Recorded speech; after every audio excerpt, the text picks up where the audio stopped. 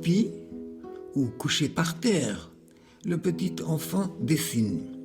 Il serait plus juste de dire il laisse se faire une trace sur la feuille de papier.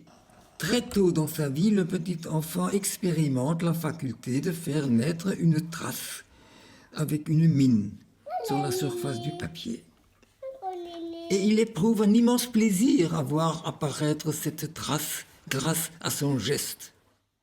Les figures qui naissent dans l'espace de la feuille sont les incontestables composantes d'un système, du système universel de la formulation. Ce que trace le petit enfant mérite une grande attention. Il faut se garder de le sous-estimer. Dans les premières traces du petit enfant est contenue toute la formulation à venir, comme dans la petite graine est contenue toute la plante qui va se développer au rythme d'une évolution programmée. L'évolution des composants de la formulation est programmée.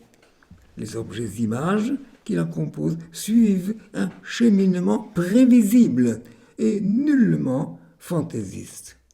Ça, c'est une évolution, vous la voyez à propos de la maison, mais je vous en montrerai d'autres parallèles et vous verrez que c'est un processus qui est caractéristique de la formulation. La trace de l'enfant, la trace naturelle, voilà mon sujet. En plus de 70 années de travail avec des enfants, j'ai été le témoin de ce jeu, j'ai été l'observateur attentif du déroulement de la formulation. J'ai suivi cette évolution depuis sa naissance chez le petit enfant jusqu'à l'âge adulte. Lorsque la trace est à l'abri de tout jugement, elle se produit chez le grand, tout comme chez le petit enfant. La formulation accompagne toute la vie. Nous avons vu son commencement, nous avons vu se former les premières figures et les premiers pas de leurs évolutions. Et nous voyons ici son plus haut degré d'intensité.